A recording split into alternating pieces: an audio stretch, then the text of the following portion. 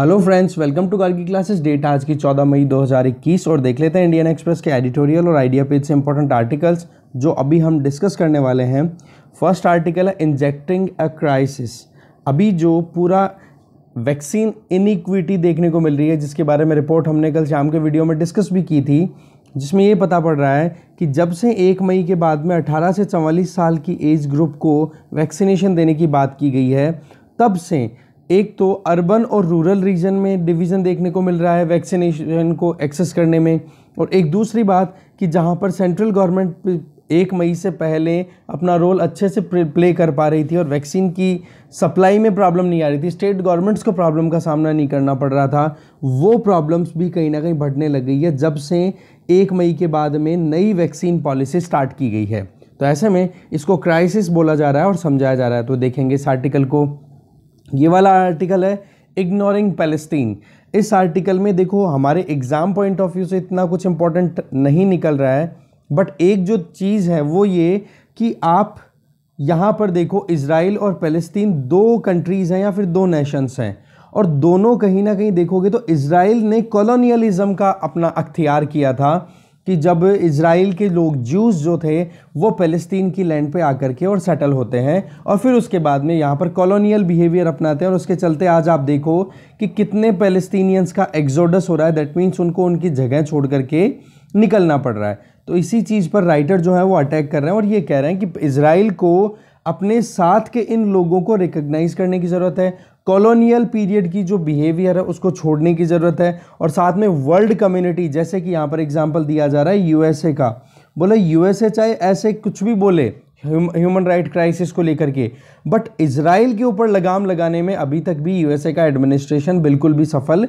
नहीं हो पाया है। चलो डोनाल्ड ट्रंप ने तो ओपनली कह दिया था कि इजराइल की जो क्लेम्स हैं वो बिल्कुल सही है, इजराइल जो बोल रहा है वो बिल्कुल सही है, बट दूसरे जो एडमिनिस्ट्रेशन में रह चुके प्रेसिडेंट्स हैं ना, उन्होंने भी कोई अच्छा काम नहीं किया है। तो बेसिकली इसमें ये बताया हुआ है कि फ़लस्तीन को बहुत ज़्यादा इग्नोर किया जा चुका है अभी तक, और उसी का रिजल्ट क्या है कि फ़लस्तीन के जो रिबेलियन ग्रुप्स हैं जैसे हमास है, तो वो तो कहीं ना कहीं परेशान कर रहा है इजराइल को, ज्यूज़ को, और उसका जवाब फिर इजराइल दे रहा है पैलेस्टीनियन को। तो ऐसे में कहीं ना कहीं इनके बीच में एक पीसफुल कोएग्जिस्टेंस इंश्योर करने की ज़रूरत है। तो ऐसी चीज़ें बताई जा रही है। तो प्रीलिम्स पॉइंट ऑफ व्यू से एक बार क्वेश्चन आया था, 2020 का था या 2019 का था, मुझे ध्यान नहीं आ रहा भाई, है ना, कि एक बार क्वेश्चन पूछा था कि 2 नेशन थ्योरी रिसेंटली न्यूज़ में थी, ये कौन से कंट्रीज से एसोसिएटेड है? तो इसका आंसर क्या था? Palestine and Israel. तो बेसिकली इस आर्टिकल में जो चीज़ें दी हुई है ना, वो कहीं ना कहीं हमारे एग्जाम में जो काम की चीज़ थी वो जिस तो मैंने आपको बता दिया। बाकी एक बार आप खुद से रीडिंग मारोगे तो थोड़ा और क्लियर हो जाएगा कि हाँ, ज़्यादा कुछ इतना हमारे काम का है नहीं जो हम आंसर राइटिंग में या कुछ काम कर सके।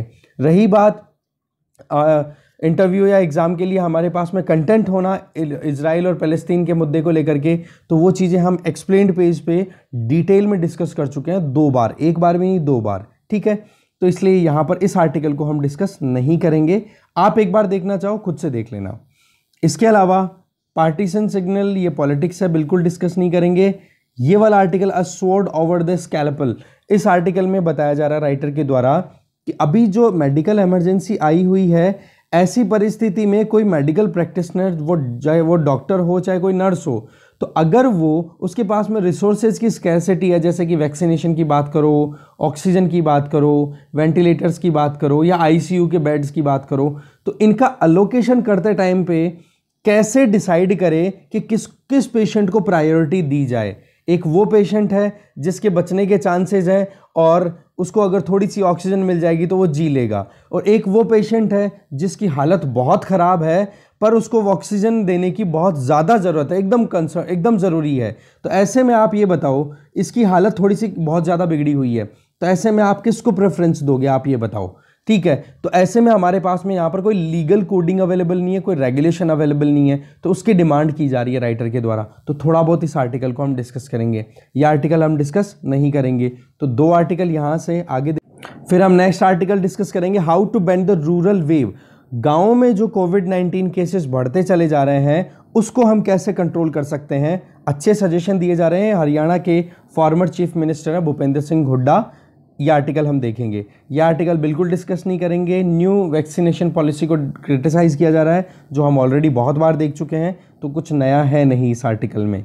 इस आर्टिकल में बताया है कि वैक्सीन को एक्सपोर्ट करने की जो पॉलिसी गवर्नमेंट ऑफ इंडिया ने शुरू की थी, जो कि एक वैक्सीन डिप्लोमेसी के नाम से बोला गया था, बोले ये कहीं ना कहीं बहुत सही साबित हो रही है कि इंडिया ने जो हेल्प पहले की थी, आज इंडिया उसी के बदौलत कहीं ना कहीं हेल्प लेने के लिए भी कहीं ना कहीं दबाव बना सकता है दूसरे कंट्रीज़ पे। तो इसका भी थोड़ा बहुत एक्सर्ट कहीं ना कहीं पॉइंट हम पिक कर लेंगे। बाकी अब देखें, इसके अलावा तो मैपिंग में हम आज डिस्कस करेंगे इंडस रिवर का जो नेटवर्क है उसकी पूरी डिटेल। ठीक है, आगे चलते हैं। फर्स्ट आर्टिकल है इंजेक्टिंग ए क्राइसिस। आर्टिकल को स्टार्ट करने से पहले एक छोटी सी इन्फॉर्मेशन, पीडीएफ की रिक्वायरमेंट हो तो देखो 2 दिन के डिले से मैं शेयर करता हूँ न्यूज़पेपर। आप टेलीग्राम चैनल का लिंक डिस्क्रिप्शन बॉक्स में गिवन है, वो ज्वाइन कर सकते हो, नंबर 1।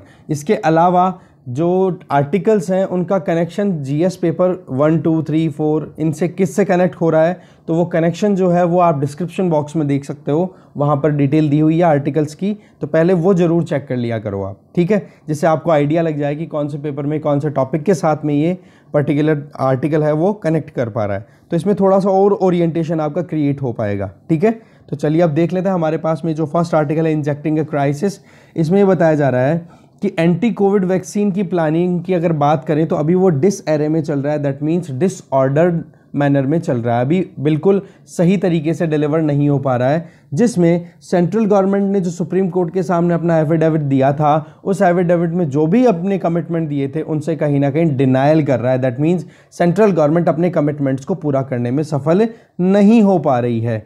एक तरफ प्राइवेट मैन्युफैक्चरर्स हैं जो अपनी तरफ से बहुत लगातार एक मतलब प्रोडक्शन प्रॉपर नहीं कर पा रहे हैं, दूसरा प्राइसेस को अपने हिसाब से सेटल कर रहे हैं, तो दूसरी तरफ वैक्सीन इक्विटी भी इंश्योर नहीं हो पा रही है कि जहां पर आपने ये कहा कि राइट टू इक्वलिटी आर्टिकल 14 और राइट टू हेल्थ आर्टिकल 21 दोनों अगर हमारे कॉन्स्टिट्यूशन के पार्ट 3 में फंडामेंटल राइट्स के तौर पे एनविसाज्ड हैं, तो बोले ये फुलफिल होने की ज़रूरत, और ये चीज़ सुप्रीम कोर्ट में सेंट्रल गवर्नमेंट ने बोली भी है।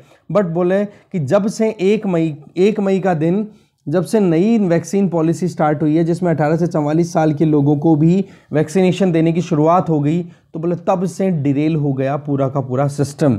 अभी क्या चीज़ आ रही है कि एक तरफ तो हम एक्सपोर्ट की बात करते हैं, तो दूसरी तरफ वैक्सीन की जहां ज़रूरत है, मोस्ट वल्नरेबल डिस्ट्रिक्ट्स में जहां पर केसेस बहुत सारे आ रहे हैं नेशन वाइड पूरे देश में, वहां पर वैक्सीन की कमी देखने को मिल रही है। कल हमने एक रिपोर्ट भी डिस्कस की थी कि केवल 7 ऐसे स्टेट्स हैं जहां पर इस एज ग्रुप में वैक्सीनेशन हुआ है ना, उसका 85% वैक्सीनेशन हो पाया है। आप देखो कि 100 वैक्सीन अगर लगे हैं ना पूरे देश में, तो वो केवल और केवल उनमें से 85 वैक्सीन्स तो केवल और केवल 7 स्टेट्स में लग गए, जबकि 13 स्टेट्स जहां पर 80% से भी ज़्यादा केसेज आ रहे हैं, एक्टिव केसेस की बात करें, 13 ऐसे स्टेट्स हैं जहां पर 80% केसेज हैं कोविड-19 के, वहां पर केवल और केवल वैक्सीनेशन का जो परसेंटेज है वो कितना है, 5.86। तो एक तरफ तो आप देखो 7 स्टेट्स में ही केवल 85% तक वैक्सीनेशन हो रहा है, और दूसरी तरफ 80% एक्टिव केसेस वाले जो स्टेट्स हैं वहां पर 6% वैक्सीनेशन भी प्रॉपर नहीं हो पा रहा है। तो ऐसे में इनइक्वालिटी आई कि नहीं, इसको बोला जा रहा है वैक्सीन इनइक्विटी। ठीक है, तो ऐसे में बहुत बड़ी प्रॉब्लम है। दूसरी अगर हम देखें Delhi, that means central government, तो दिल्ली की अगर बात करें तो दिल्ली में अभी क्या किया गया है, 100 इनोकुलेशन सेंटर्स को बंद कर दिया, मतलब 100 जहां पर टीकाकरण केंद्र थे उनको बंद कर दिया गया और ओपन कर दिया गया है कि आप ग्लोबल टेंडर के लिए जाओ। कल हमने एक रिपोर्ट भी देखी थी कि महाराष्ट्र में मुंबई में जो बृहन भूमि म्युनिसिपल कॉरपोरेशन है, उन्होंने एक तरीके से आप कहोगे टेंडर रिलीज किया है ग्लोबल कि हाँ भाई जो भी जो भी कंपनीज हैं, जो भी वैक्सीन मैन्युफैक्चरर्स हैं, वो हमारे लिए वैक्सीन तैयार करो, हमें 1 करोड़ वैक्सीन्स की ज़रूरत है, 1 करोड़ जैब्स की ज़रूरत है। तो ऐसे में आप देखो कर्नाटका, यूपी, तमिलनाडु, हरियाणा, तेलंगाना, आंध्र प्रदेश, उत्तर प्रदेश, राजस्थान, उड़ीसा, इन सभी स्टेट्स को कहीं ना कहीं इस चीज़ की तरफ डायरेक्ट कर दिया गया है कि भाई आप जो है अब ग्लोबली प्रोक्योर करो, मतलब अब आपके लिए सेंट्रल गवर्नमेंट इतना ज़्यादा हेल्प करने में कैपेबल नहीं है, अब आपको इंटरनेशनली बिडिंग करनी पड़ेगी, टेंडर देना पड़ेगा और उनसे फिर बाद में वैक्सीन मैन्युफैक्चर करवा करके फिर मंगवाओ। तो ये चीज़ कहीं ना कहीं जो कोऑपरेटिव फेडरलिज्म का पॉइंट आ गया, वहां पर भी बहुत बड़ा सवाल है। और एक जो हेल्थ इमरजेंसी है जिसमें गवर्नमेंट्स को साथ में मिलकर काम करना चाहिए, उस पर भी कहीं ना कहीं एडिटर इसमें सवाल उठा रहे हैं कि जो स्टेट्स हैं उनको बिल्कुल अधर झूल में छोड़ दिया गया है कि आप अपने हिसाब से अब डील करो। 1 मई से पहले की अगर हम बात करें ना, तो डिसेंट्रलाइज्ड प्रोक्योरमेंट प्लान था जो कि प्रॉपरली काम कर रहा था, जिसमें सेंट्रल गवर्नमेंट का सबसे इंपॉर्टेंट रोल था कि वो कहीं ना कहीं जो वैक्सीनेशन प्रोग्राम है उसको एक तरीके से कंट्रोल करे और प्रॉपर वे में प्रोक्योरमेंट किया जाए वैक्सीन का। और उससे फायदा क्या हो रहा था, इकोनॉमीज ऑफ स्केल अचीव की जा पा रही थी। दैट मीन्स कि एक वैक्सीन को डेवलप करने में मान लो 5 रुपए लगते हैं, मैं एग्जांपल दे रहा हूं, ज्यादा भी लग सकते हैं, ठीक है, 5 रुपए लगते हैं या 500 रुपए लगते हैं। और जब पता पड़ा कि उस 10 वैक्सीन को डेवलप किया तो आपकी कॉस्टिंग जो आई वो 10 वैक्सीन की आपके आगे 3000 रुपए, तो आपने कितना ज़्यादा इकोनॉमी ऑफ स्केल अचीव कर ली। ऐसे तो 10 वैक्सीन के हिसाब से यहाँ देखो तो 5000 रुपये हो जाएंगे, पर यहाँ पर जब एक साथ प्रोडक्शन किया 10 वैक्सीन्स का तो आपको 2000 रुपये का मुनाफा हो गया। तो इसको बोलते हैं इकोनॉमीज ऑफ स्केल। तो ऐसे में सेंट्रल गवर्नमेंट का जब इन्वॉल्वमेंट था स्टेट्स के साथ में कॉपरेट करते हुए, तो आप देखोगे कॉस्ट इफेक्टिवनेस अचीव हो पा रही थी, सस्ते में अलॉटमेंट हो पा रहा था वैक्सीन्स का। और इससे क्या हो गया था, जो राइट टू लाइफ आर्टिकल 21 के अंडर में पब्लिक गुड के तौर पे वैक्सीन अवेल कराए जा रहे थे वो आसानी से हो पा रहे थे। ठीक है, इसमें स्टेट गवर्नमेंट्स के पास में जो यूनिवर्सल इम्यूनाइजेशन प्रोग्राम के लिए जो मैकेनिज्म अवेलेबल है, जिसमें छोटे बच्चों को और लैक्टेटिंग मदर्स को या प्रेग्नेंट वुमेन को जो वैक्सीनेशन दिया जाता है जिससे कि वो वैक्सीन बेस्ड जो ट्रीटमेंट प्रोवाइड करके बीमारियों को रोका जा सके, तो ऐसे में इस मशीनरी का यूज किया गया था। बट जब से ये नई वैक्सीन पॉलिसी आई है तब से फ्रेगमेंटेड अप्रोच आ गई है वैक्सीन में। इसको हम बोलेंगे लाइसाज फेरे। दैट मीन्स यहां पर सरकार का कोई इंटरवेंशन नहीं है, मिनिमम इंटरवेंशन है। ये चीज आप देखोगे जब इंडस्ट्रियल रेवोल्यूशन आया था ना, तो उस टाइम पर ये टर्म बहुत ज़्यादा फेमस हुई थी। और उसके बाद में फिर एडम स्मिथ ने जो कॉन्सेप्ट दिया था ना हिडन हैंड वाला, ठीक है, जिसमें ये कहा जाता है, इकोनॉमी के अंदर आता है, आपने पढ़ लिया होगा अब तक, जिसमें ये कहा जाता है कि मार्केट में एक हिडन हैंड काम करता है जिसके बेसिस पे लेन देन अपने आप ही होता रहता है, तो उसमें सरकार को ज़्यादा कोई माथापच्ची करने की जरूरत नहीं है। तो बोले यहाँ पर भी सरकार ने लाइसेंस फेयर ही अटेम्प्ट लिया है और इसमें 28 स्टेट्स जो हैं वो एक दूसरे से compete कर रहे हैं, एक दूसरे से मतलब यूं कंपटीशन में है, प्रतिस्पर्धा में लड़ रहे हैं कि कौन सबसे पहले वैक्सीन को अचीव कर ले। तो इसके चलते आज देखो ग्लोबल टेंडरिंग भी चल रही है। तो ये चीज़ क्या आज के टाइम पे, इस इमरजेंसी के टाइम पे सही है, एक बहुत बड़ा सवाल है।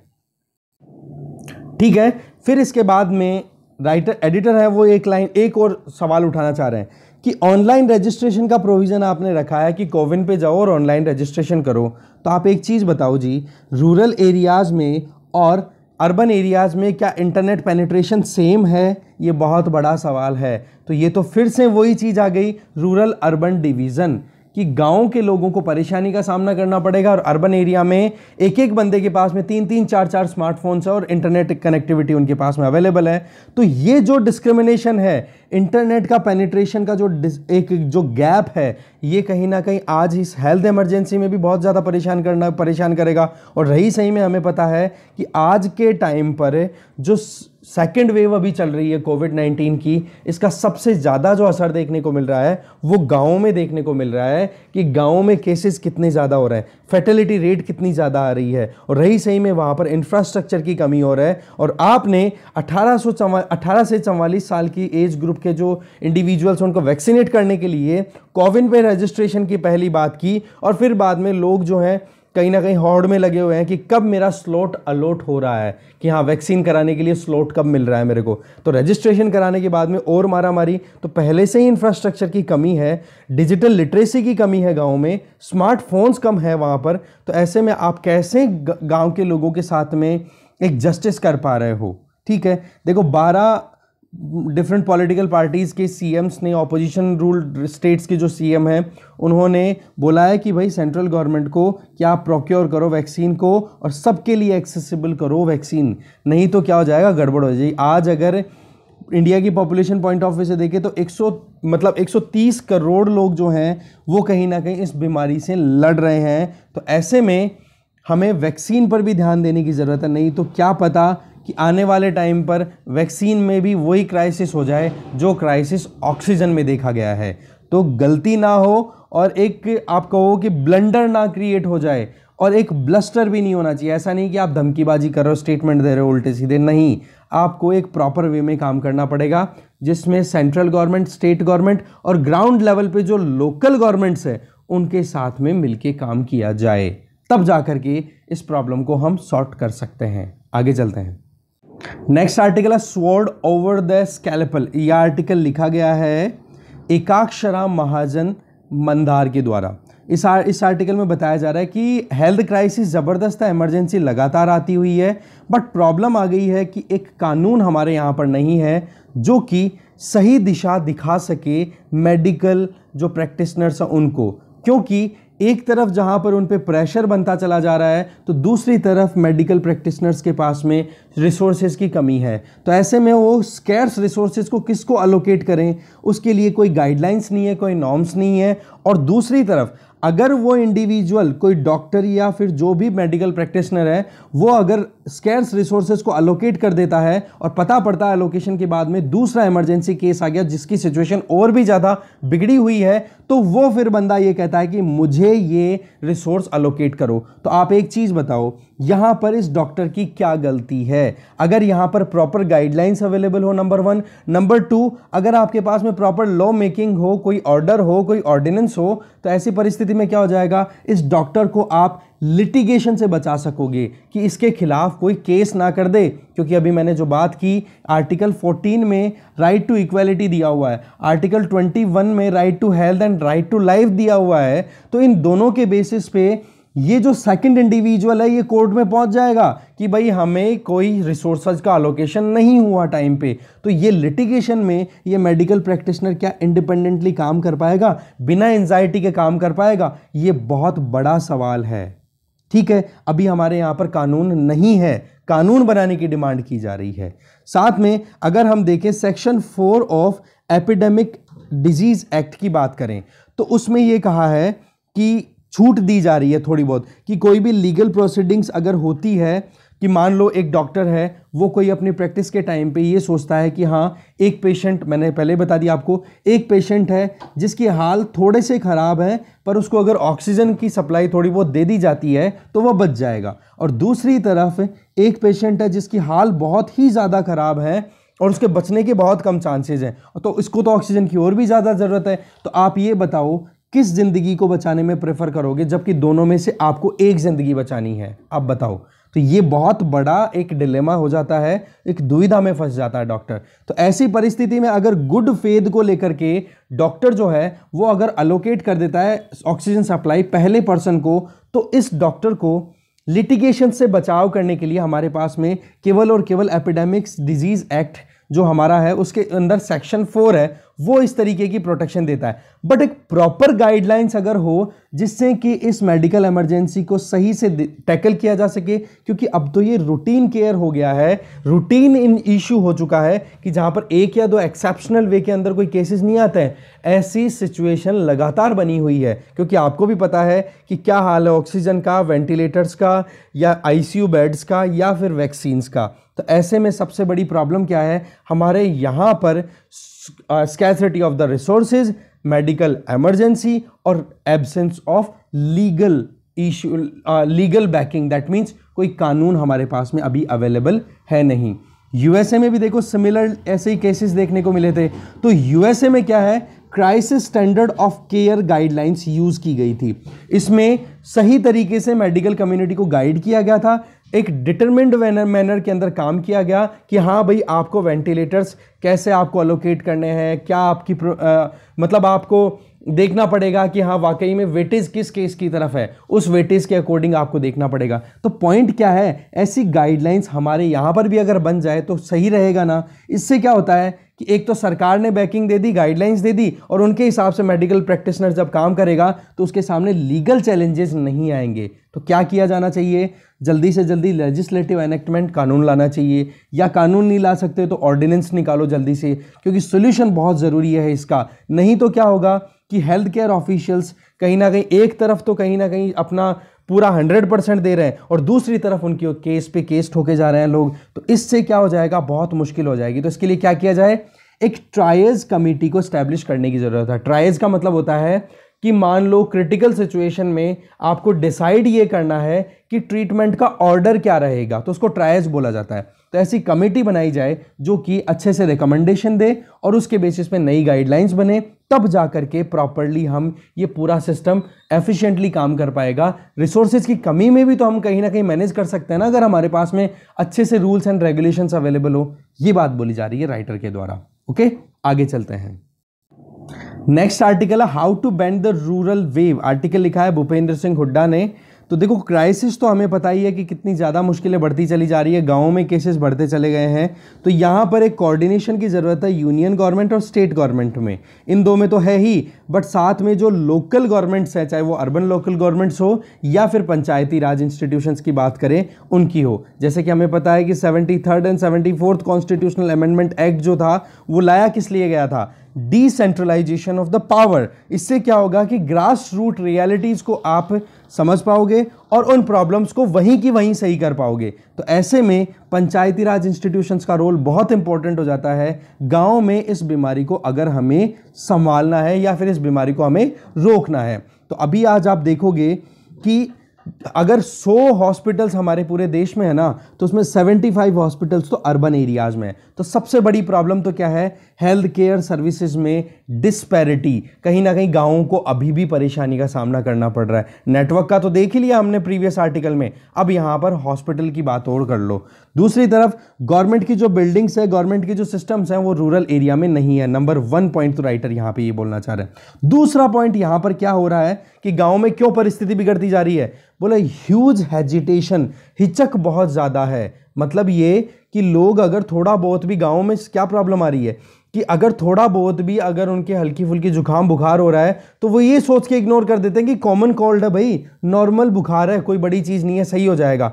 बट उनको टाइम पे टेस्टिंग करवाने की ज़रूरत होती है, जो कि वो नहीं करा पाते, तो डिजीज़ जो है वो उनको और बुरे तरीके से कॉन्ट्रैक्ट कर लेती है, जकड़ लेती है, और रिजल्ट क्या रहता है, फैटेलिटी रेट लगातार बढ़ती चली जा रही है। इसका एग्जाम्पल कल हमने एक रिपोर्ट देखी थी कि रायबरेली, यूपी के रायबरेली में एक गांव है सुल्तानपुर खेड़ा, वहाँ पर 17 लोगों की डेथ हो गई पिछले 1 महीने के अंदर अंदर, एक गाँव में। आप सोचो, तो ये चीज़ क्लियर शो करता है कि जो हॉस्पिटलाइजेशन की ज़रूरत हो उस टाइम पर, मतलब आप देखो, माइल्ड अगर थोड़ा सा सिम्टम्स आ रहे हैं तब लोग जगते नहीं हैं, तब तक उनको डर लगता है, क्योंकि एक तो क्या है, गांव में एजुकेशन की प्रॉब्लम है, या फिर एक जो होता है ना कि कहीं ना कहीं जो छूत वाली बात आती है, जो पहले जो चलती थी ना छूत वाली बीमारियां, ऐसा कुछ समझ रखा है लोगों ने। तो ऐसे में वो बताने से डरते हैं कि मेरे से लोग अच्छे से बात नहीं करेंगे अगर मैं ये बोल दूंगा कि मुझे कोविड जैसे सिम्टम्स आ रहे हैं। तो ऐसे में ये जो ये एजुकेशन की कमी है ना, या फिर उनके बीच में जो हेजिटेशन है,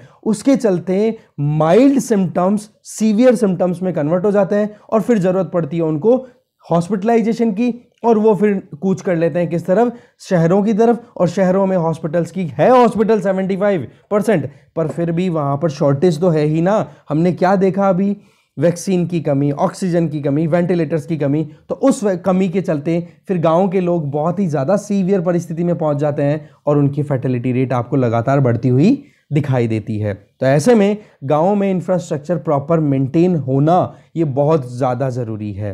हॉस्पिटल बेड्स के लिए जो फाइट है उस पर काम करने की ज़रूरत है। देखो, स्टेट ऑफिशियल्स और डिस्ट्रिक्ट कमिश्नर ये साथ मिलकर के काम कर सकते हैं।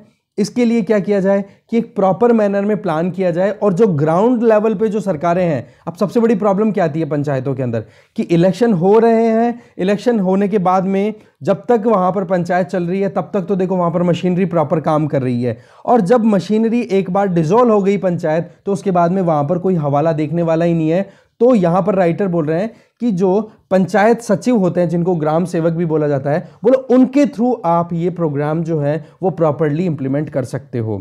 देखो, यूनियन गवर्नमेंट जो है वो ऑक्सीजन या फिर वैक्सीन्स की अवेलेबिलिटी किस बेसिस पे करते हैं जी, वो ये देखते हैं। हमने देखा था ना क्या क्राइटेरिया डिसाइड किया यूनियन गवर्नमेंट ने कि केसेस कहां पर ज्यादा आ रहे हैं, सीवियरिटी कौन से स्टेट में ज्यादा है। तो यहां पर राइटर बोल रहे हैं कि अगर डेटा कलेक्शन अगर प्रॉपर हो जाए ना, स्टेट गवर्नमेंट को यहां पर डरने की जरूरत नहीं है कि ज्यादा केसेस आ रहे हैं तो हमें कहीं ना कहीं मतलब एक तरीके से डर फैल जाएगा।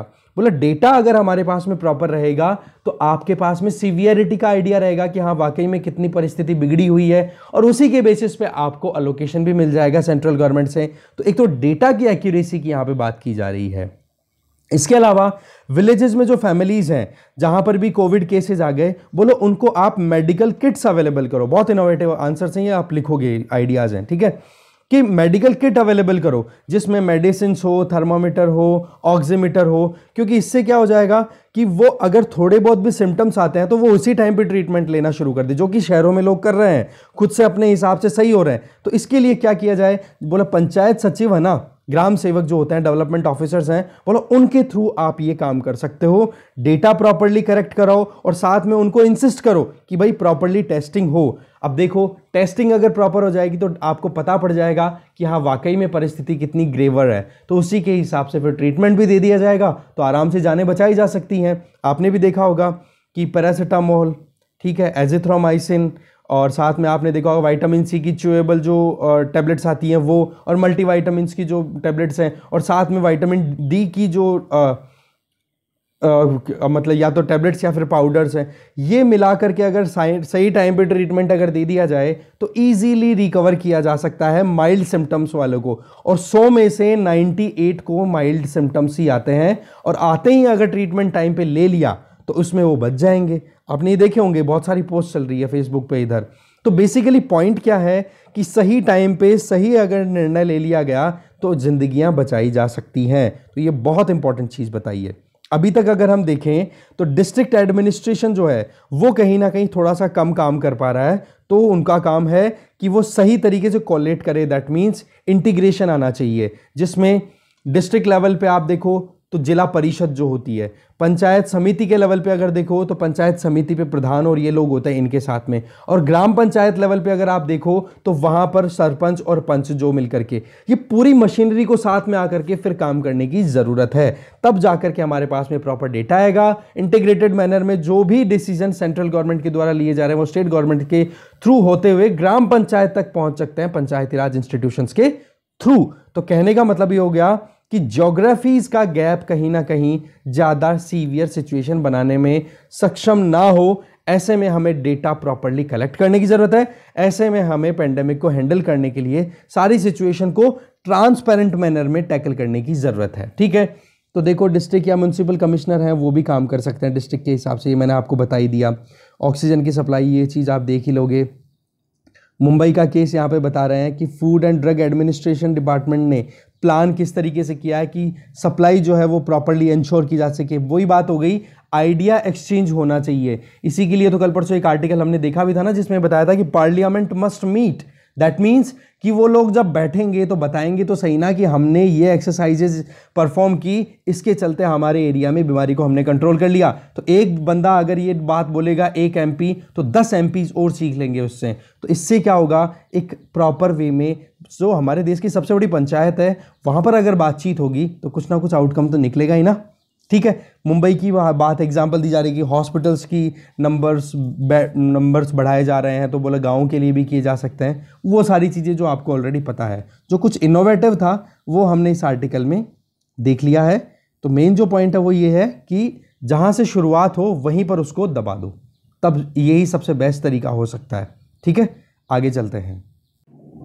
नेक्स्ट आर्टिकल है वाई वैक्सीन एक्सपोर्ट्स हेल्प। ये इंटरनेशनल रिलेशन से आप कनेक्ट कर पाओगे वैक्सीन डिप्लोमेसी को, समित पात्रा के द्वारा लिखा हुआ ये आर्टिकल है। देखो ये अनफॉर्चुनेट है कि अभी हम बैटल लड़ रहे हैं कोविड-19 के अगेंस्ट में, अभी तक भी बहुत लोग जो हैं वो मर रहे हैं, और दूसरी तरफ कहीं ना कहीं गवर्नमेंट के खिलाफ में स्टेटमेंट दिए जा रहे हैं। और सबसे बड़ा सवाल तो ये उठाया जा रहा है कि हमारे यहाँ पर तो वैक्सीन की कमी है, पर दूसरी तरफ सेंट्रल गवर्नमेंट ने जो है वो 107.15 लाख वैक्सीन की डोसेज जो हैं वो एक्सपोर्ट कर दी। तो ऐसे में बोले हमारे यहाँ पर शॉर्टेज चल रही है और दूसरी तरफ एक्सपोर्ट किया जा रहा है। बट यहाँ पर एक पॉइंट आपको थोड़ा समझने की ज़रूरत है, बीइंग एन एडमिनिस्ट्रेटर, कि अगर एक्सपोर्ट किया जा रहा है तो वो किया जा रहा है WHO का एक प्रोग्राम चल रहा है, दैट इज़ कोवैक्स। इसमें WHO गावी, सेपी और यूनिसेफ ऐसे मिलकर के ये की डिलीवरी पार्टनर्स हैं, ये मिलकर के काम कर रहे हैं। इसमें जो गरीब देश हैं जहां पर वैक्सीनेशन या ड्रग्स की कमी है, उनको फैसिलिटी अवेल करने की कोशिश की जा रही है।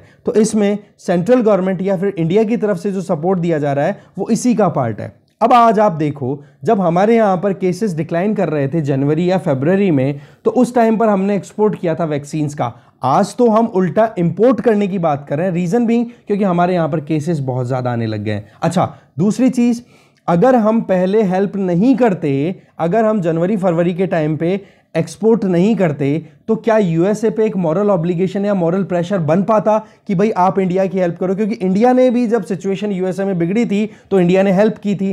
तो एक चीज यहां पर क्लियर बोली जा रही है राइटर के द्वारा कि कोई भी कंट्री एक आइलैंड की तरह नहीं रह सकता आज के ग्लोबलाइज्ड वर्ल्ड में। ठीक है, आज एक ग्लोबल विलेज की बात करते हो जहां पे कॉपरेशन की बात की जाती है, वहां पर कोई भी कंट्री अपने आप को आइसोलेट करके नहीं रख सकता। ऐसे में आपको कुछ चीजें देनी भी पड़ेगी, तो कुछ चीजें आपको हेल्प में मिलेंगी भी। तो ये एक इंपॉर्टेंट चीज बताई जा रही है। आज हमने हमारे पड़ोसी देशों की बात करें, उनको हमने जो हेल्प की है वैक्सीन्स की, चाहे श्रीलंका की, मालदीव की, बांग्लादेश की, नेपाल की, इनकी हेल्प की है, तो कहीं ना कहीं हमारे लिए भी तो हेल्प आज आ रही है ना। फ्रंट पेज पे न्यूज़ देखो आज क्या है, फिनलैंड से, जर्मनी से, यूएस से, यहाँ से ऑक्सीजन के जो किट्स हैं वो सप्लाई हो रहे हैं, ऑक्सीजन सिलेंडर्स आ रहे हैं, वैक्सीन्स की सप्लाई की जा रही है। तो ये चीज़ एक हाथ से लेना, दूसरे हाथ से देना, मतलब डेवलप्ड कंट्रीज ने डेवलपिंग कंट्रीज की अगर हेल्प की है तो डेवलपिंग कंट्रीज के ऊपर ऑब्लिगेशन है कि वो लीस्ट डेवलप कंट्रीज की हेल्प करें। तो ये ही तो सिस्टम कहीं ना कहीं ग्लोबल विलेज के जो आइडिया को एनविसाज कर रहा है, और उसी पर कहीं ना कहीं अभी काम किया जा रहा है, जो वैक्सीन डिप्लोमेसी की अगर बात की जाए तो। ठीक है, यूनाइटेड नेशन पीस कीपिंग की बात करें तो इंडियन पर्सनल्स कितना इंपॉर्टेंट रोल प्ले करता है वहां पे। तो वो इसीलिए तो करते हैं ना कि विश्व अगर शांत रहेगा तो इंडिया भी शांति से रह पाएगा। अगर आपके पड़ोस में दंगे हो रहे हैं तो क्या कोई जरूरी है कि आप शांति से रह पाओगे? नहीं। आज अगर पाकिस्तान अनस्टेबल, अफगानिस्तान अनस्टेबल है, तो इंडिया को भी उससे खतरा है, क्योंकि एक ना एक दिन उस अनस्टेबिलिटी का असर आपको भी देखने को मिलेगा। तो इसलिए आप ग्लोबल विलेज में पार्टिसिपेट करो। नंबर 2, यूके में जो ऑक्सफोर्ड एस्ट्राजेनेका वैक्सीन, जिसको हम कोविशील्ड बोलते हैं हमारे यहाँ पर, बोला उस वैक्सीन की जो लाइसेंसिंग आज सीरम इंस्टीट्यूट ऑफ इंडिया को मिली हुई है, तो अगर वहां पर हम कॉपरेशन ही नहीं करते तो क्या हमें यहाँ पर कोविशील्ड प्रोड्यूस करने का मौका मिलता? नहीं ना। तो वो कॉपरेशन ही तो जरूरी है। सेम चीज आप देखो कि हम कॉमर्शियल सप्लाईज भी तो कर रहे हैं, केवल और केवल एक चीज थोड़ी ना की जा रही है कि हाँ भाई फ्री हैंड दिया जा रहा है, हम कॉमर्शियल सप्लाईज भी कर रहे हैं, जैसे कि सऊदी अरब की बात की जा रही है। तो ऐसे में वहां पर हमारा जो इंडियन डायस्पोरा है उसको कितनी हेल्प मिल रही है। तो ऐसे में एक्सपोर्ट करना फायदेमंद है कि नहीं? चीजें देखो, बहुत बढ़िया इनोवेटिव और रियलिटी भी है ये, ऐसी बात नहीं है। हम देखो होता क्या है, बीइंग एन एडमिनिस्ट्रेटर आपको प्लस और माइनस दोनों चीजें देखनी पड़ेगी। आप कभी भी प्लस नहीं बोल सकते हो और कभी भी पूरा माइनस नहीं बोल सकते हो। आपको माइनस पे तो ध्यान देना है, उसका तो सोल्यूशन निकालना है, और प्लस से लर्निंग लेनी है। तो ऐसे क्या होगा, ज्यादा से ज्यादा अच्छा एफिशिएंटली मैनर में आप एडमिनिस्ट्रेशन को पूरे कंट्री के चला पाओगे। ठीक है, तो यही चीज यहां पे बार बार बताई जा रही है राइटर के द्वारा। मोटी मोटी चीजें जो थी हमने देख ली। आज अगर इंटरनेशनल कम्युनिटी के पॉइंट ऑफ व्यू से देखें तो इंडिया में जो भी मैन्युफैक्चरर्स हैं, फार्मास्यूटिकल कंपनीज है, जैसे कि भारत बायोटेक की बात करो, या फिर इम्यूनोलॉजिकल जो इंडियन इम्यूनोलॉजिकल ग्रुप जो है वो प्रोड्यूस कर रहा है हैदराबाद में, ऐसे ही हैफकिन जो है, हैफकिन बायोफार्मास्यूटिकल जो कि मुंबई में है, Bharat immunological and biologicals Bulandshahr में है, ये वैक्सीन को डेवलप करने के लिए लगे हुए हैं। और ये चीज़ क्यों डेवलप हो पा रही है? क्योंकि इन लोगों का कोलैबोरेशन क्या हो रहा है इंटरनेशनली, जो भी मैन्युफैक्चरर्स हैं दूसरे उनके साथ में। तो ऐसे में आपको फ़ायदा हो रहा है कि नहीं? मतलब ये हो गया कि आप इंटीग्रेटेड मैनर में अगर काम करोगे इंटरनेशनल कम्युनिटी के साथ में, तो ही इस बीमारी को ख़त्म कर पाओगे। क्योंकि हमने एक आर्टिकल देखा था, उसमें लास्ट कोटेशन क्या आई थी कि कोविड-19 जब तक खत्म नहीं होगा जब तक कि एक एक बंदा स्वस्थ नहीं हो जाता इस बीमारी को छोड़ करके।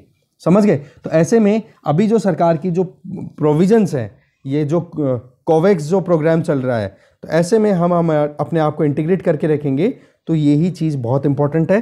देखो इमरजेंसी है, मानते हैं, स्पेशल प्रोविजंस की ज़रूरत है, उसके लिए काम भी किए जा रहे हैं।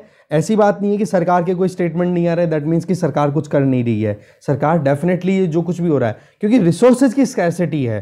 ठीक है, ये सेकेंड वेव इतना डिवास्टेटिंग हो गया कि अभी अनप्रेसिडेंटेड मैनर में, मतलब साइंटिफिक कम्युनिटी भी इस चीज़ के लिए तैयार नहीं थी। तो स्टैब्लिशमेंट के सामने बहुत बड़े चैलेंजेस हैं। तो उन चैलेंजेस में कहीं ना कहीं हमें देखने की ज़रूरत है कि एक कॉपरेशन तो आए कम से कम। इंडिया लेवल आज अपने परिवार में कॉपरेशन रहेगा तो कम्युनिटी में आएगा, कम्युनिटी में आएगा तो गांव में आएगा, गांव में आएगा तो गांव शहर मिलके काम करेंगे तो स्टेट, स्टेट के बाद में फिर पूरा देश, और देश के साथ में पूरा विश्व मिलके जब इस बीमारी के खिलाफ लड़ेगा तो ऑटोमेटिकली रिजल्ट हमें पॉजिटिव ही मिलेगा।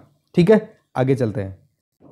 अब हम बात कर लेते हैं मैप की। देखो आपके सामने स्क्रीन पर जो मैप है ये बेसिकली इसमें कटा हुआ था तो मैंने ये सेट कर दिया इसको। ठीक है, क्योंकि हम तो, हमारी जो क्लेम है वो तो हम ही उसको ही तो मानेंगे ना, तो हमारी क्लेम जो है वो आपके सामने क्लियर है कि गिलगिट बाल्टिस्तान हमारा है, पाकिस्तान ऑक्यूपाइड कश्मीर हमारा है। ठीक है, तो ऐसे में ये हो गया इंडिया का मैप। अब आप देखो यहाँ पर हम बात करेंगे इंडस नेटवर्क का। इंडस यहाँ से मानसरोवर लेक के पास से ओरिजिन हो गई, और ओरिजिन होने के बाद में इंडिया में ये एंटर हो जाती है जम्मू एंड कश्मीर लद्दाख वाले रीजन में। अभी तो लद्दाख हो गया, जम्मू कश्मीर नहीं बोल सकते। अब इसके ट्रिब्यूटरीज देखो, जास्कर लेफ्ट बैंक ट्रिब्यूटरी है। अच्छा, कोई भी रिवर की लेफ्ट बैंक ट्रिब्यूटरी और राइट बैंक ट्रिब्यूटरी को आपको डिसाइड करना तो उसका सबसे बेस्ट तरीका किधर है कि जहां से शुरू हो रही है और उसका मूवमेंट का जो है उस तरफ आप अपना खुद का फेस कर लो। ठीक है, और अब आप देखो इस तरफ तो राइट हो गया और इस तरफ ऑटोमेटिकली लेफ्ट हुआ कि नहीं। तो ऐसे में आप देखो, सबसे पहले हम देख लेते हैं कि लद्दाख वाले रीजन में कौन से इंपॉर्टेंट ट्रिब्यूटरीज हैं इंडस की। तो एक तो है जास्कर। जास्कर जो है वो लेफ्ट बैंक ट्रिब्यूटरी है, और यहां पर आप देख सकते हो नुब्रा रिवर, और नुब्रा रिवर जो है वो शोक की ट्रिब्यूटरी है, और शोक जो है वो इंडस की राइट बैंक ट्रिब्यूटरी है। तो नुब्रा और शोक, इसके ऊपर भाई साहब क्वेश्चन आया हुआ है 2020 के प्रीलिम्स में, ये ध्यान रखना आप। तो इसीलिए ये एक एक नेटवर्क बहुत इंपॉर्टेंट है, राइट। तो ऐसे में इंडस की लेफ्ट बैंक ट्रिब्यूटरी जास्कर, और राइट बैंक ट्रिब्यूटरी की बात करो तो शोक की ही एक और ट्रिब्यूटरी है, राइट बैंक ट्रिब्यूटरी है, दैट इज नुब्रा। और नुब्रा वैली के पास में आपको पता है, नुब्रा के पास में गलवान वैली है, और वहीं पर कॉन्फ्लिक्ट हुआ था पिछले साल, इसके चलते वो क्वेश्चन आया था।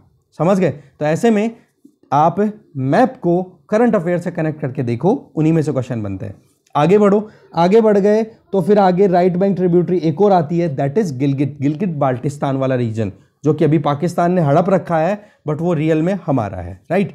ऐसे में आप देखोगे, नीचे आओ और फिर यहां पर ये रिवर देख रहे हो नीलम, ठीक है, इधर देखो कुहान, ये दोनों मिलकर के झेलम की ट्रिब्यूटरी बनती है। अच्छा, नीलम जो रिवर है इसका दूसरा नाम है किशन गंगा, ये आप ध्यान रखना, किशन गंगा झेलम की ट्रिब्यूटरी है। यहां पर भी वाटर को शेयर करने को लेकर के डिस्प्यूट्स चल रहे हैं भारत और पाकिस्तान के बीच में। खैर हमारा पॉइंट क्या है यहां पर, ट्रिब्यूटरीज ऑफ इंडस। तो ऐसे में झेलम की ट्रिब्यूटरी यहां पर है नीलम और कुहाम, ये दोनों मिलकर के फिर झेलम में यहां पे ज्वाइन हो जाती है। और झेलम जो है, ये हमारा मैप इधर से निकलेगा, सॉरी थोड़ा सा, झेलम जो है वो इंटरनेशनल बॉर्डर क्रिएट करती है, ठीक है। तो झेलम जो है उसकी ट्रिब्यूटरी है नीलम और कुहाम, और ये दोनों फिर बाद में झेलम के साथ में मिलकर के यहां पर आके चिनाब से मिल जाते हैं। खैर हम चलते हैं वापस इंडस पे। तो गिलगिट मिल गई, गिलगिट से फिर आगे जाओगे तो यहाँ पर आके मिल जाती है काबुल, और काबुल की इंपॉर्टेंट ट्रिब्यूटरीज की बात करो तो एक तो स्वॉट है और एक कुनार है। तो एक बार क्वेश्चन आया हुआ है कि स्वॉट वैली कहाँ पर है, तो स्वॉट वैली पाकिस्तान में है, ये आप ध्यान रखोगे। यहाँ पर बुद्धिस्ट साइट है, यहाँ पर बुद्धिज्म से रिलेटेड बहुत सारे एविडेंसेस मिले हैं, क्योंकि ये रीजन कौन सा था, एंशिएंट गांधार, और गांधार के आसपास में आपको पता ही है कि वहाँ पर गांधार स्कूल जो थी, वहाँ पर गांधार और मथुरा स्कूल की अगर बात करें तो वो कहीं ना कहीं क्या बोलते हैं, बुद्धिज्म से एसोसिएटेड रही हुई है। कुषाण पीरियड की बात कर रहा हूँ, अगर आपने एंशिएंट हिस्ट्री पढ़ी हो तो, ठीक है। तो ये है स्वॉट, ये हो गया कुन्नार, ये दोनों मिलकर के फिर बाद में काबुल में मिलते हैं, और काबुल जो है वो इंडस की राइट बैंक ट्रिब्यूटरी है। ऐसे ही कुर्रम और तोची, ये दो ट्रिब्यूटरीज और हैं इंडस की, तो ये भी ध्यान रखोगे आप। फिर राइट बैंक ट्रिब्यूटरी है गुमाल, और गुमाल की दो ट्रिब्यूटरीज है, एक तो जोब, एक है कुंदार, ये नाम रखोगे। तो ये राइट बैंक ट्रिब्यूटरीज होगी सारी की सारी इंडस की। अब बात करते हैं लेफ्ट बैंक ट्रिब्यूटरीज की। लेफ्ट बैंक ट्रिब्यूटरीज में सबसे बड़ी जो रिवर है दैट इज पंजनद, और पंजनद कब बनती है, जब 5 नदियां मिल जाती हैं, जिनको मिला करके पंजाब बोला जाता है। ऐसा रीजन जहां से 5 आब बह रहे हैं, आब का मतलब होता है पानी, ठीक है, 5 पानी बह रहे हैं, इसलिए इसको बोल दिया गया पंजाब। और वो 5 कौन कौन से रिवर्स हैं वो देखो, सबसे पहली है झेलम, दूसरी है चिनाब, फिर है रावी, फिर इधर देखो ब्यास, और इधर है सतलुज। ये रीजन जो है यहाँ पे ट्राइंगल आपको ये बिल्कुल ब्राइट क्रीमिश कलर दिख रहा है, ये है पंजाब, जिसका एक हिस्सा पाकिस्तान के पास में तो एक हिस्सा इंडिया के पास में। अच्छा, इसके अलावा अगर हम देखें तो यहाँ पर ट्रिब्यूटरीज का सीक्वेंस भी देखते चले जाना। नॉर्थ से देखो, झेलम सबसे ऊपर, फिर चिनाब है, फिर रावी है, फिर यहाँ पर ब्यास है, और फिर यहाँ पर सतलुज है, ठीक है। अब सतलुज का ओरिजिन भी यहीं पर है, इंडस के पास में ही, मानसरोवर लेक के पास से, और इधर से फिर बाद में ये लाहौल स्पीति से होती हुई एंटर होती है हिमाचल प्रदेश में और फिर बाद में चली जाती है पंजाब में। पंजाब में आप देखोगे ब्यास रिवर जो है वो ओरिजिन कहाँ से है, हिमाचल प्रदेश से, और वो फिर ब्यास रिवर है वो ज्वाइन कर लेती है सतलुज को हरीके के पास में। ठीक है, हरीके बैराज करके एक जगह है हरीके पंजाब में, वहाँ पर। तो ऐसे करके आप देखोगे सतलुज की ट्रिब्यूटरी है ब्यास, तो यहाँ पर बन गई सतलुज। रावी है वो आ जाती है, वो फिर बाद में चिनाब में मर्ज हो जाती है। तो ऐसे में आप यहाँ से ट्रेस करो, शुरुआत यहाँ से यूँ घूम करके चिनाब आ रही है और यहाँ तक चिनाब चल रही है। तो इंडस की सबसे लंबी जो ट्रिब्यूटरी है वो है चिनाब, तो ये भी आप ध्यान रखोगे। फिर इसके बाद में इंडस के अंदर आप यहाँ पे एक रिवर और देख सकते हो, सोहन, लेफ्ट बैंक ट्रिब्यूटरी। तो ये रिवर नेटवर्क हमने देखा इंडस का, और इंडस फिर बाद में अल्टीमेटली आकर के गिर जाती कहाँ पर है, कराची के पास में, अरेबियन सी में। तो ये पूरा का पूरा नेटवर्क आपने अच्छे से समझा होगा। मैं इसको हल्का सा जूम आउट कर लेता हूँ और आप अच्छे से एक बार देख लेना। ठीक है, इधर जो हमारे जो पड़ोसी देश हैं उनकी बात आप देख ही सकते हो, ज़्यादा हमें बात करने की ज़रूरत है नहीं। ये क्वेटा बम ब्लास्ट होते रहते हैं यहाँ पे पाकिस्तान में, आती रहती है न्यूज़ बहुत बार। ठीक है, पेशावर, इस्लामाबाद, ये देख लो, इस्लामाबाद बिल्कुल पास में है इधर श्रीनगर से, पेशावर तो है ही इधर। ठीक है, तो चलिए ठीक है, इस डिस्कशन में इतना ही है, एक छोटी सी इन्फॉर्मेशन। मैं कोशिश करूंगा कि जो हमारा कल का एक आर्टिकल है उसको मैं आज ही एक अलग से वीडियो बना के डाल दूंगा, वो आप देख लेना। वजह क्या है कि कहीं वो निकल जाएगा नहीं अपने दिमाग से, वो बेसिकली एक रिविज़न मात्र है। तो ऐसे में एक बार वो बस उस पर रीडिंग मारनी है, वो देख लेंगे, क्योंकि हमने कंटेंट पूरा डिटेल में देख लिया था कि इंटेलेक्चुअल प्रॉपर्टी राइट्स में जो वेवियर दिए जा रहे हैं उनमें क्या हर्डल्स हैं, क्या इश्यूज आ रहे हैं, क्या फ़ायदे हैं, क्या नुकसान है। एक्सप्लेन पेज को अगर आप फॉलो कर रहे हो ना, नहीं कर रहे हो तो प्लीज़ मेरे कहने पे एक दिन डिले करके अगर आप न्यूज़पेपर पढ़ लोगे तो आपका कुछ नहीं जाएगा। शाम वाला वीडियो ज़रूर देखा करो। अगर आपने शाम वाला वीडियो देख लिया तो एडिटोरियल के लिए आपका दिमाग पहले से प्रिपेयर हो जाएगा और आपके लिए ईजी गोइंग रहेगा। तो सुबह और शाम दोनों वीडियोज़ आप देखो, चाहे एक दिन की लैगिंग करके देख लो अगर आपको प्रॉब्लम आ रही है, और अगर आप मैनेज करने में कैपेबल हो तो देख लो, आप उस हिसाब से देख लो। ठीक है, तो ऐसे में क्या होगा कि आपकी एक बहुत अच्छी अप्रोच बन पाएगी, डेवलप हो पाएगी कि हम कैसे तैयार कर सकते हैं खुद को एग्ज़ाम के लिए। राइट, चलिए डिस्कशन में इतना ही है। Thank you very much.